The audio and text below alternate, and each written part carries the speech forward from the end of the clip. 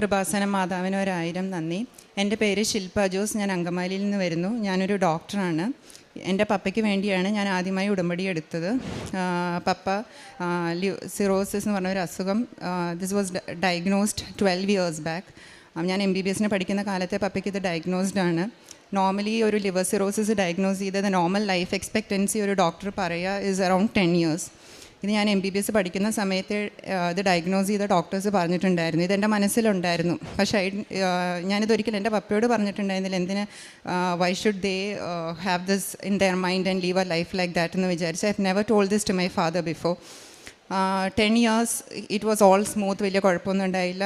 Now it is almost 13 years that he has been diagnosed. 12 years ആയപ്പോഴത്തേക്കും പപ്പ ഭയങ്കര വീക്കായി തുടങ്ങി. So I thought it is normally expected because I am a doctor, I know all these things. പിന്നെ ആയപ്പോഴത്തേക്കും പപ്പ ഭയങ്കര വീക്കായി തുടങ്ങി, ബ്ലീഡിങ് വരാൻ തുടങ്ങി. And platelet count was around 30,000 40,000 since 8 years. അപ്പോഴത്തേക്കും ബ്ലീഡിങ് വരാൻ തുടങ്ങി, തീരെ വയ്യാണ്ടായപ്പോഴത്തേക്കും നമ്മൾ എൻഡോസ്കോപ്പി ചെയ്തു. എൻഡോസ്കോപ്പി ചെയ്തപ്പോൾ normally for a liver disease patient you expect bleeding from the oesophagus and stomach, അതായത് നമ്മളുടെ അന്നനാളത്തിൽ നിന്നും വയറിൽ നിന്നുമാണ് ബ്ലീഡിങ് എക്സ്പെക്ട് ചെയ്യുന്നത്. അത് നമുക്ക് കൺട്രോൾ ചെയ്യാൻ വേണ്ടിയിട്ട് we have methods through endoscopy വഴി നമുക്കത് കൺട്രോൾ ചെയ്യാൻ പറ്റും. പക്ഷേ പപ്പയുടെ നോക്കിയപ്പോഴത്തേക്കും അത് നമ്മളുടെ ഡ്യുവോഡനം, അതായത് ഇൻഡസ്റ്റൈൻ്റെ ഒരു പാർട്ടിൻ്റെ ഉള്ളിൽ നിന്നാണ് ബ്ലീഡിങ് വരുന്നത്. ഈ ബ്ലീഡിങ് കണ്ടുപിടിക്കുക തന്നെ ഇസ് നോർമലി ഡിഫിക്കൾട്ട് ബിക്കോസ് നമ്മൾ എൻഡോസ്കോപ്പി ചെയ്യുന്ന സമയത്ത് അവിടുന്ന് ബ്ലീഡിങ് ഉണ്ടാവണമെന്ന് യാതൊരു നിർബന്ധവും ഇല്ല. ലക്കിലി നമ്മൾ എൻഡോസ്കോപ്പി ചെയ്ത സമയത്ത് it was bleeding from there and നമുക്ക് മനസ്സിലായി അതിൻ്റെ ഉള്ളിൽ നിന്നാണ് ബ്ലീഡിങ് വരുന്നതെന്ന്. ബ്ലീഡിങ് കണ്ടുപിടിച്ചെങ്കിലും നമുക്കിത് എവിടെ നിന്നാണെന്നുള്ളത് സ്റ്റോപ്പ് ചെയ്യാൻ വേണ്ടിയിട്ട് നമ്മൾ ഉടനെ from the endoscopy suite CT angiogram എടുക്കാൻ പോയി. അവിടെ നിന്ന് what we saw that bleeding ഉണ്ട്, പക്ഷേ ബ്ലീഡിങ് വെസൽ കണ്ടുപിടിക്കാൻ പറ്റുന്നില്ല. So again back to square one. നമുക്ക് എന്താ ചെയ്യേണ്ടതെന്ന് അറിയത്തില്ല. എന്തെങ്കിലും ചെയ്യണമെങ്കിൽ again platelet count was very low, 30,000. നമുക്കിത് പ്രൊസീജിയർ ചെയ്യണമെങ്കിൽ ഒരു മിനിമം 1 lakh പ്ലേറ്റ്ലെറ്റ് കൗണ്ട് വേണം. This is one of the leading hospital. അപ്പോൾ അവിടുത്തെ ഡോക്ടേഴ്സ് പോലും they were not confident to do this. അപ്പോഴത്തേക്കും നമ്മൾ വീണ്ടും anyway will take the risk. ഒരു സ്പെഷ്യൽ ടൈപ്പ് ഓഫ് പ്ലേറ്റ്ലെറ്റ്സ് ഒക്കെ കൊടുത്ത് നമ്മൾ വിത്ത് thought of controlling the bleeding, but that was not possible. So then we decided okay, എന്നാൽ പിന്നെ ഇങ്ങനെ മുന്നോട്ട് പോട്ടെ, ഇത് ഭയങ്കര റിസ്കി പ്രൊസീജിയറാണ്, ഇതുകൊണ്ട് തന്നെ എന്തെങ്കിലും സംഭവിക്കാം. So better V continue in the peripheral hospital with blood transfusion. അതായത് നമ്മൾ ബ്ലഡ് ഹീമോഗ്ലോബിൻ നോക്കുക, കുറയുമ്പോൾ പോയി ബ്ലഡ് കയറ്റുക. ഒരു വശത്തിൽ കൂടെ നമ്മൾ ബ്ലഡ് കയറ്റുന്നു, മറ്റേ വശത്തിൽ കൂടെ പുറത്തേക്ക് പോകുന്നു. അതല്ലാണ്ട് വെറുതെ മുന്നോട്ട് ജീവിതം പോകുന്നു, അത്രമാത്രം.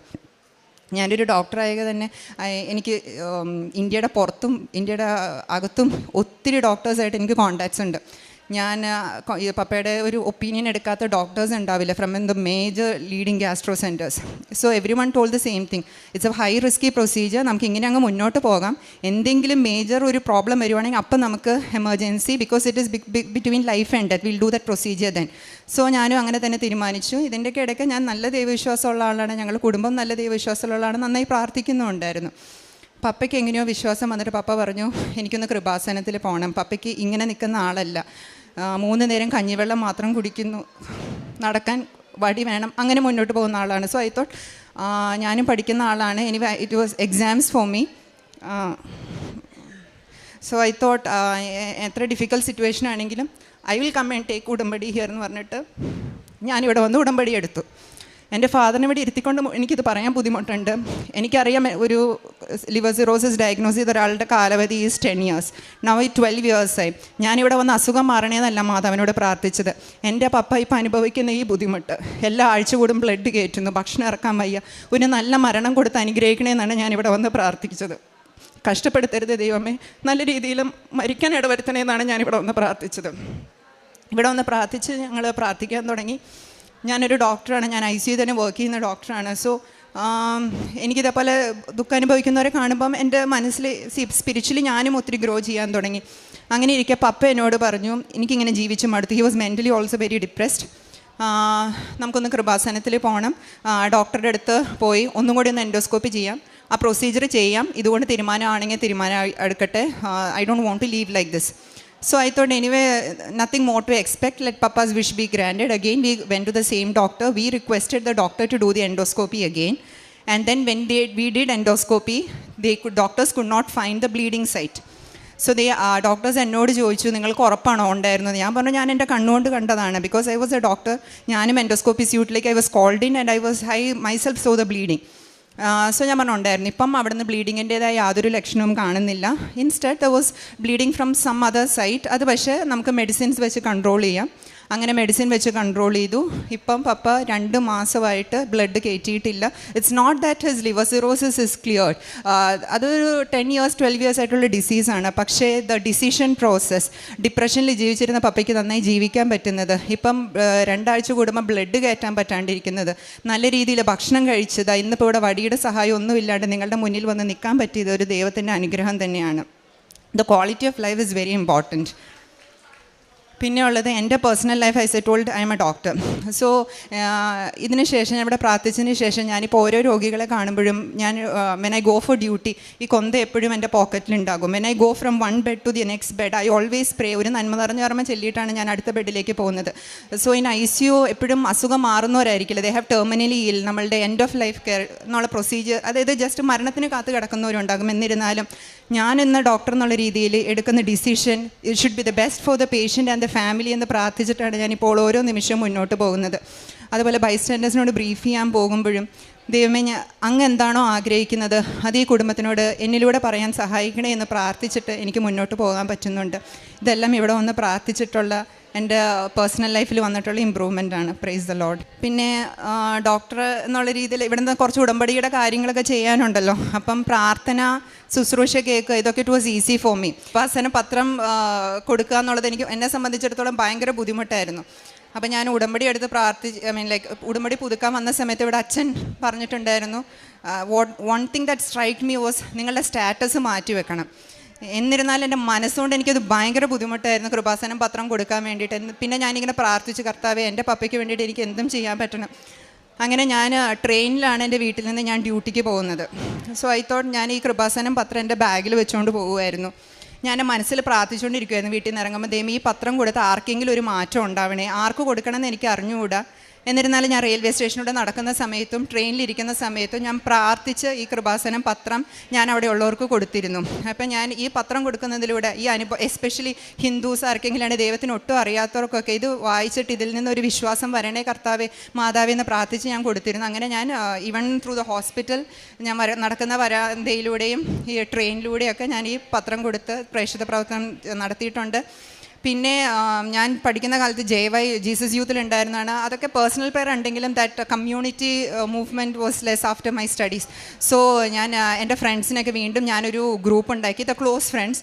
ആൻഡ് ദെൻ ഞങ്ങളിങ്ങനെ like when we had personal problems or issues അതിനകത്ത് പറഞ്ഞ് and we made it a point that every day നമ്മളൊരു 10 നന്മ അറിഞ്ഞു പറയുമെങ്കിലും ചൊല്ലിയിട്ട്, ബാക്കിയുള്ളവർ was having the busy life. So അത് ചൊല്ലിയിട്ട് ഞങ്ങളൊരു റോസാപ്പ് ഗ്രൂപ്പിലിടാനും അങ്ങനെ ഇതെല്ലാം എനിക്ക് കൃപാസനത്തിൽ വന്ന് ഇവിടെ പ്രാർത്ഥിച്ചതിന് ശേഷം വന്ന മാറ്റങ്ങളാണ്. സങ്കീർത്തനം 23 4 തിരുവചനം അരുളി ചെയ്യുന്നു, മരണത്തിൻ്റെ നിഴൽ വീണ താഴ്വരയിലൂടെയാണ് ഞാൻ നടക്കുന്നതെങ്കിലും അങ്ങയുടെ ദണ്ടും ഒന്നുവടിയും ദണ്ടും എനിക്ക് ഉറപ്പേകുന്നു.